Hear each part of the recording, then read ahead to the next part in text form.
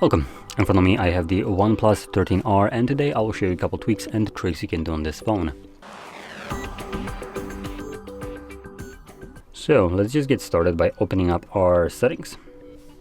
And I'm going to start going down the list with some fun options. So first thing we'll have is the wallpaper and the style. It's a general section where you get to customize the look and feel of your device. And right at the forefront you have the pre-made themes, which again, swipe through and pick whichever one you like. And then you also have the other options to pick each individual option that you want to customize on the device, like wallpaper, always on displays, fonts, icons, colors, fingerprint, animations, and edge lighting. One of the more notable ones in here will be the icons, as this allows you to also choose from pre-installed icon packs that you might have downloaded. This is on a custom one, so I do have a little bit more options, but if you choose an icon pack, you can see it removes those options, and I can now change things like the icon size and showing the name of it and how big the name is. Now, moving on to the next options, it's going to be the home screen and a lock screen. And here we have, first of all, the home screen mode. We have the drawer and standard. Now, I absolutely despise calling these in the way that it's being described, as standard is the drawer mode for Android, and standard here would basically, I would classify as a iPhone mode. So I want to have an iPhone, I want to have an Android. That's basically how I would call it. So in any case, you can choose whichever one you want. I do like my apps to be pulled up from the drawer and have them all neatly organized alphabetically in there, and not smack in the middle of my home screen like an Apple user. Now, if we go back, we have additional options here, like the pull down gesture. It's a one-handed mode basically, though it's not always gonna work perfectly. So if you really want to, you can try to utilize it. I'm gonna try to demonstrate how it works. So there we go. You can do it like this. So that worked, but as you can see, it's now not working. So you just then select whatever you want to use. So it doesn't always work. So I want to kind of stress that, as you might actually find that it doesn't work more often than it does. So you might be swiping up several times. Now, going back, we also have the option right here, swipe down on home screen. Now I have it set to pull down my notification and quick settings. This is not going to be the default option. By default, it's going to try to open up shelf.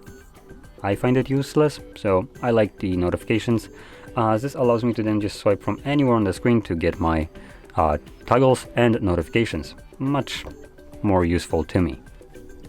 But you can also choose from global search if that is something that you prefer.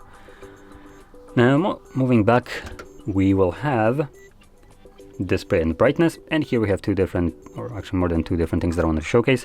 So starting off, we have the light and dark mode, and we also have a schedule mode. You can choose from two different options for schedule, sunset to sunrise or on a custom timer, and this will mean that the device will swap between these two modes on either sunset to sunrise or the specified custom time. Now if we go back, we also have screen color mode. This is how colorful the display is. By default it's set to vivid, which I find to be completely overdone. There's too much blue in the white, there is way too much saturation for the colors, so I like to select it on a natural. This tones it down a bit more and makes it look a little bit more easy on the eye. You also have the Pro mode, which contains cinematic and brilliant, which both of them are saturated as much as the vivid mode. So it's basically you have 3 vivid modes and 1 toned down mode. And furthermore, scrolling down, we have the color wheel right here, which allows you to add a specific color tint to all the colors. I like to select it on a default, as having, I don't know, like bluish, greenish or whatever tint to everything is just not my forte. So, scrolling further down in display and brightness, we will have the image sharpener and video color boost. Now these are part of the video enhancement engine, which is just a fancy way of describing something that already has its name, which this one would be the image upscaling. Upscaling, not sharpening. That's basically what it's trying to do, at least based on this example. So it's going to try to upscale a low resolution image to a higher one. Now it's doing that using processor, so it will consume more of your phone's battery, but it also may give you a better looking image. So you might want to check it out if you have some low resolution videos. Now, under video color boost, that's again weird name for what it does, as it basically is a conversion from SDR to HDR. So standard dynamic range gets kind of interpreted into a high dynamic range by the processor, which means that the colors and certain things might be brighter, more vibrant, more poppy compared to some other ones, which obviously it just tries to fake HDR. Again, this will be using processor, so it will be using more of your phone's battery, and it might be a fun thing if you actually want to utilize the AMOLED display here.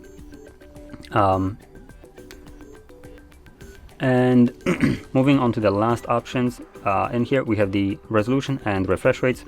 So under resolutions, you can choose a specific resolution. Now we have the auto select, which I think would be the default option here. And then we have the standard, which is 1080p. And then we have the high one, which is almost 1440p. So you can choose whichever one you want. Obviously, for a phone this size, I don't think going for the high one is necessary, as the device has a small enough screen to the point that personally I don't ever see a difference between these resolutions. So lower resolution will get you better battery life, so you might want to stick with the standard if you don't see any difference. Now moving back to the refresh rate, here we have three options. We have auto select, standard, and high. High will run the device at 120 Hz refresh rate, or 100 frames per second, or 120 to be more precise. Standard runs it at 60, and auto select runs it at both. So it actually, that might not even be accurate. Auto select will run it up to 120, and it can go below 60. So it allows you to basically have high refresh rate when you're scrolling up and down and when there's something happening on the screen, while when there isn't anything happening on the screen, like right here, it will lower down the refresh rate to preserve battery life. By default, I would say that the auto select is the go-to option, but for selected few people that don't really see a difference between the high and standard, you might want to stick with the standard, as this could possibly give you better battery life. So there we go. Now, there is one last thing that I want to show, which is the notifications and quick settings, and in here we have the status bar. Now, it's already been customized by me, but in here you can see we have notification icons at the very top. So this allows you to show notifications in a different way. By default, it's going to be this one, where it shows each individual icon of an application that you have a notification from. You can change that to a number or not show it at all. I like the middle option, as it still gives me info, but it doesn't clutter it. Next, we have the battery style. Now, I have the one that I, again, personally like, which is the one which allows me to show the percentage with the battery level. And that is only going to be available to us in the horizontal. Vertical loop will not have the option to show battery percentage inside of the battery, so this is the only one. And you can see once I change it, automatically the percentage is outside now.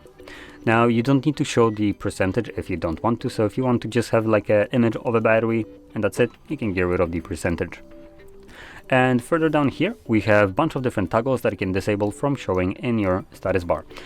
So they're just not going to be showing in the status bar here. But for instance, as you can see, Bluetooth right here is toggled off, so it's not showing up. But if I pull down my notification, you can see that it is enabled right now. So it's just hiding it from a view in here, as it's one of those things that you might have permanently enabled. So it's kind of useless to have it show up in a status bar for no reason. So it just allows you to clean it up a bit. And there's actually one last thing that I want to show, which will be removing this little bar at the bottom. So let's find System and Update, and then System and Navigation. And here we have Hide Gesture Guide Bar. And we're going to select Hide. And again, this adds to that clean look. It just removes that bar from the bottom while still retaining the same functionality as we had with it. So there we go. Now this sums up all the tweaks and tricks that I want to show you. So if you found this very helpful, don't forget to hit like, subscribe, and thanks for watching.